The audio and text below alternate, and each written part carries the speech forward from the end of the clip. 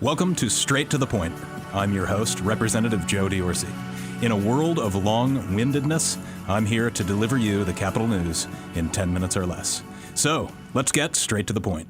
So this is the Straight to the Point podcast, and joining me in studio today is the president and the CEO of the Pennsylvania Manufacturing Association, David Taylor. Thanks for joining me, David. Thank you, Joe. So it's rare that we have this level of voice talent in the studio. I've been told I have a radio voice.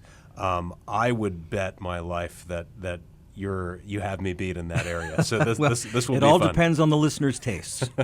So let's talk manufacturing. As we start off here, what is PMA and what do you advocate for? So we are the statewide not-for-profit trade association representing the manufacturing sector, the people who make things in Pennsylvania. And we are here to advocate a pro-growth, pro-production agenda for Pennsylvania, and especially to improve our competitiveness relative to other states and other jurisdictions, that ultimately private sector investment decisions are voluntary. And so we need to have the right kind of environment to earn that kind of private sector investment so that we can have jobs and production and dynamism and prosperity. Yeah, so manufacturing is literally close to home for me. You know, it's a leading industry in the state.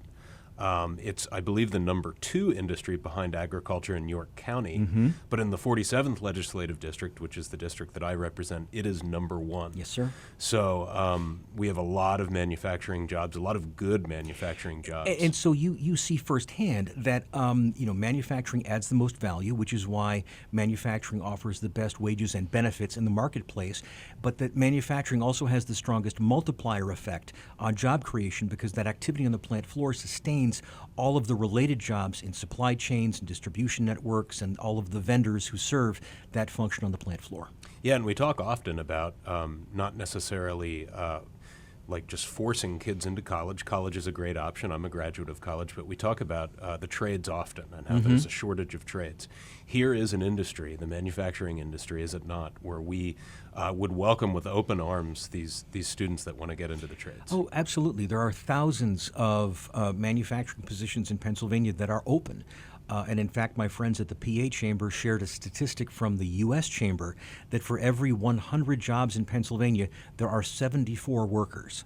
So, like, the workforce crisis is real, and it winds up being a cap on economic growth because, I hear this from manufacturers all the time, like that they're leaving money on the table because there's work to be had, but they can't increase capacity because they can't find enough qualified new hires to be able to add another shift or to otherwise increase production to meet that work. So helping more people to take up the skills necessary to do these jobs really needs to be a priority of our whole society. Yeah.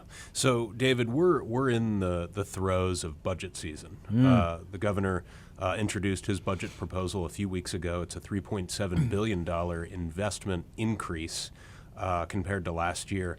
How does it spell out from a 30,000-foot view, his budget proposal for manufacturing? Well, first I got to take exception to the governor's use of the term invest. Not every government expenditure is an actual investment. Investment connotes a kind of return that these expenditures are not guaranteed to deliver. And also, invest gives you the sense of like something durable, like infrastructure or whatnot. Yep. This is really programmatic spending. But let me just go back to fundamentals. The most important thing to know about Pennsylvania's state budget is we have a structural budget deficit. Well, what does that mean? It means that mandatory spending is increasing faster and by a larger amount than the natural growth in revenue from the growth of the economy. Mm-hmm. So there's a gap there, and that's really due to our demographic situation where we have more and more seniors, people who are beyond their working years, and not enough of younger folks who are in their productive years yet to pay taxes, to provide for all of the things that government spends on, and also that those seniors themselves require more taxpayer-funded services. Mm-hmm. So this also is reflective of that workforce crisis, which, again, goes to hurting Pennsylvania's competitiveness. So, yeah, the governor wants to spend down the rainy day fund and the other reserves that the Commonwealth has. a lot of those reserves are just Biden bucks that came off the printing press in Washington. Those are not coming back. And that the rainy day fund savings were hard earned because Governor Wolf had every intention of blowing all of that. So my argument would be that for the budget, that we don't want to increase spending more than is absolutely necessary, and moreover, we should look at dollars already being spent to get more value out of them. If any of those reserve dollars are to be expended, the only thing that they should be spent on would be whatever is necessary to bend the curve on that demographic crisis, to fix the competitiveness issues that are driving the structural deficit. So this very logical principle that you just described, when I sit down and do my family budget, of Yes, course sir. I apply that principle. Yep. But we're not able to do that when we're spending other people's money, apparently. Sadly, no. So, Reggie, the Regional Greenhouse Gas Initiative. When we talk Shapiro's budget proposal, that was definitely front and center.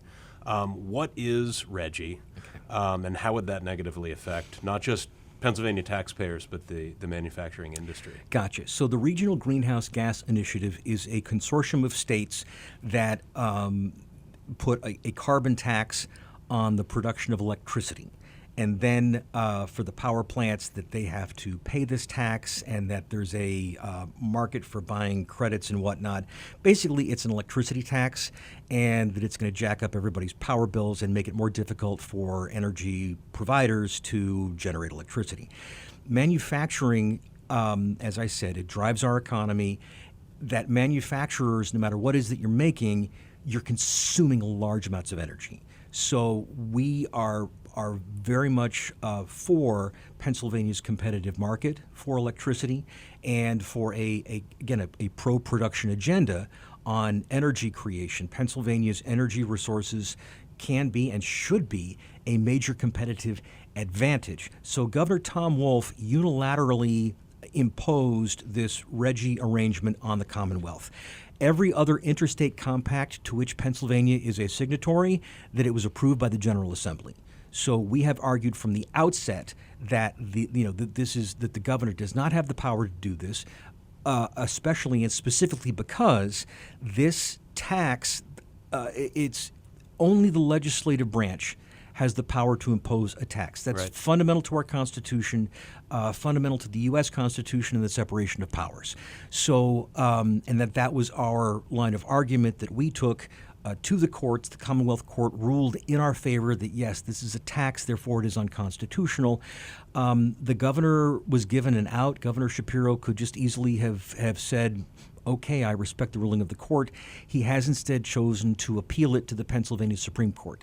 So we'll see what that comes up with. But Joe, the thing to remember is that during the time that it will take for this appeal to go through the courts, there will be no energy investment in Pennsylvania, because nobody is going to risk capital without knowing what the rules are going to be or the cost of doing business is going to be. So this is a very expensive decision that Governor Shapiro has imposed on us. Again, the whole thing is a very bad idea, Yep. and that Pennsylvania is the number one electricity exporter in America. We power the grid. We actually export as much electricity as California imports, and so this is one of our strengths. We want Pennsylvania to be number one in the good categories. This is one of those things. And so, again, we should want to play to that strength and absolutely not do anything to hinder that. Yeah, so lightning round here. We have about a minute left. Talking about competitiveness, net operating loss, what is it, and why do we need to get that done in Pennsylvania? Yeah, so it's the tax treatment of business losses. That the carry forward of net operating losses is that you can apply your recent losses to your current and near future tax liability. This is important for cyclical businesses that don't earn a profit in nice, tidy 12-month chunks. It's also critical for startup businesses because, again, in the early going, when you're setting up your business, inevitably you're not going to be profitable for a while.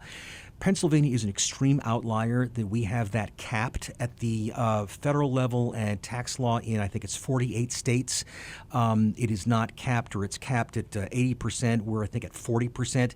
So basically, we're saying that startup businesses should not come to Pennsylvania. We need to correct that so that we don't have the extreme outlier, that we're not as out of whack, and so that we can convince people who are starting new enterprises to start them here. Yeah. So Governor Shapiro, we hear him all the time as he travels the state that he's competitive as hell, and Pennsylvania is open for business. Here's two tangible areas, NOL reform and RGGI, taking a step back, not pursuing RGGI. Are two things that we must do. Yes, sir. David Taylor, he's the president and CEO of the Pennsylvania Manufacturing Association, and he has a very good radio voice.